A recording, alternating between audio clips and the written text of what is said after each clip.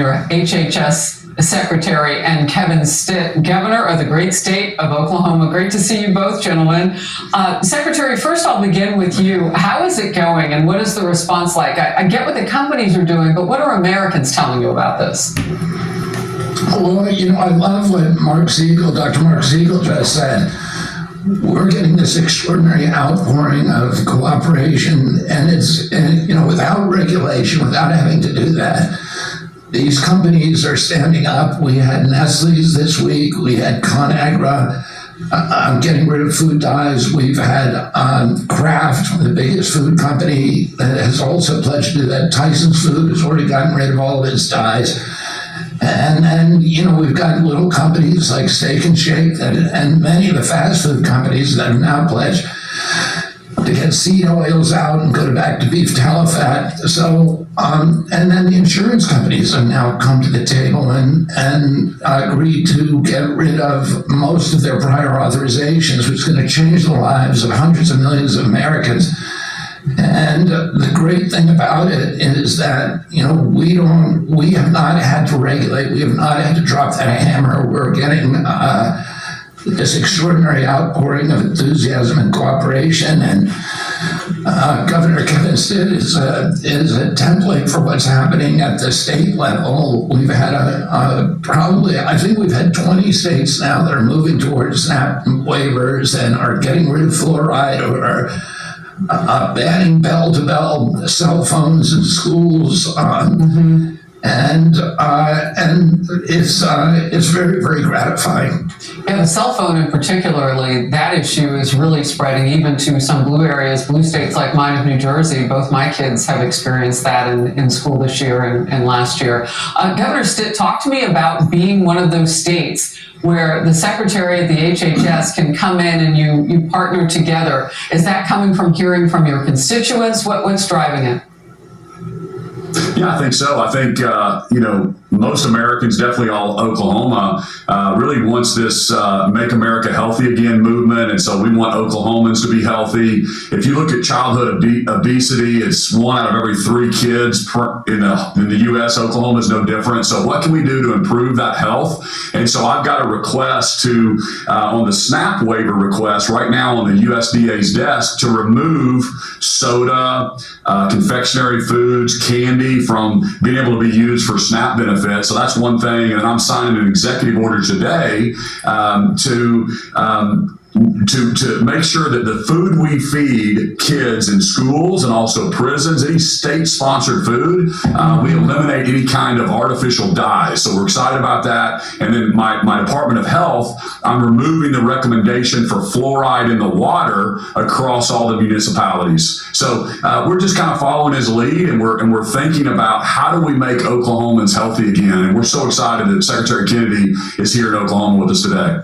Particularly with the issue of fluoride, Secretary, what has been the response from dentists in America who may be concerned that some children in lower incomes in particular don't get those regular dental preventative type situations where they can go in and get their teeth more indemnified and treated against cavities? Well, people will still get indemnified for it to the extent that they're already indemnified. But, it is an issue. It's a balance. You're going to see probably slightly more cavities, although in Europe, where they banned fluoride, they did not see an uptick in cavities. The issue is parents need to decide, because the science is very clear on fluoride. The National Toxicity Program issued a report, a meta-review of all the science on it in August that said there's a direct inverse correlation between the amount of fluoride in your water and your loss of IQ. So even small increments of fluoride cause loss of IQ, and particularly in babies, in neonates, and in pre-birth, the mother's exposed.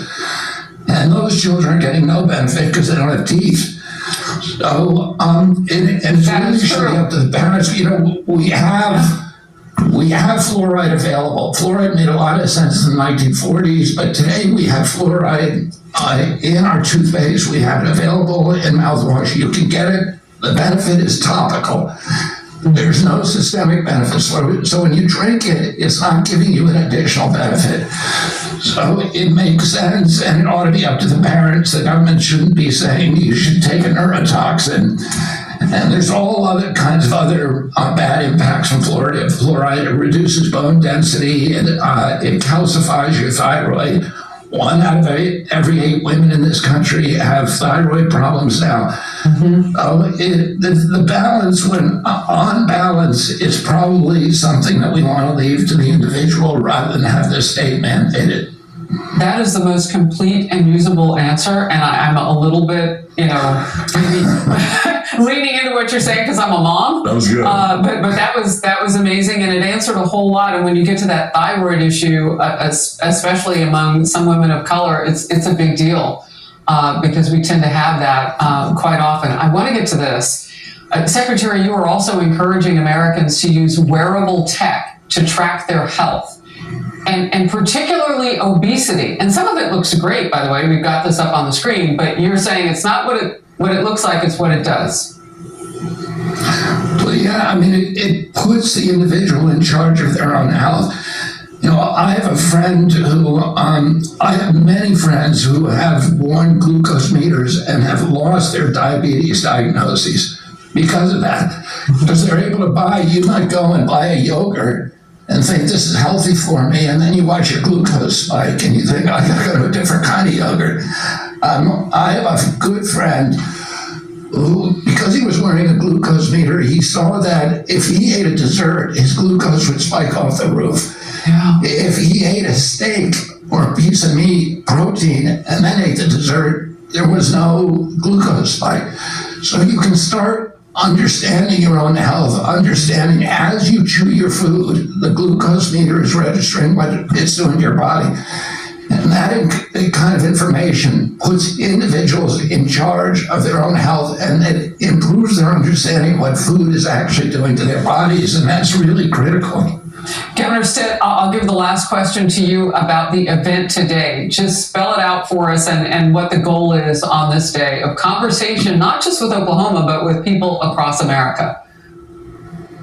Well, we're really excited. It's going to be here in our rotunda here at the state capitol, and MOHA movement, which is Make Oklahoma Healthy Again. We're launching today, and we've got moms and kids and legislators and my cabinet from all over the state that are here to celebrate and to welcome Secretary Kennedy into town.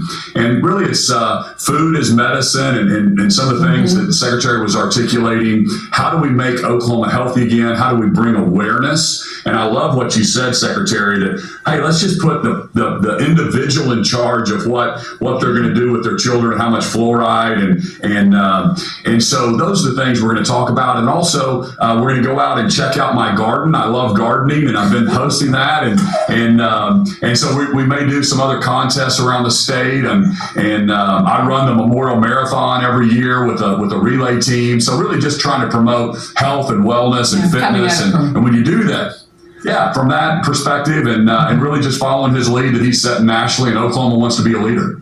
You solicited a smile and a chuckle out of the Secretary when you talked about liking gardening.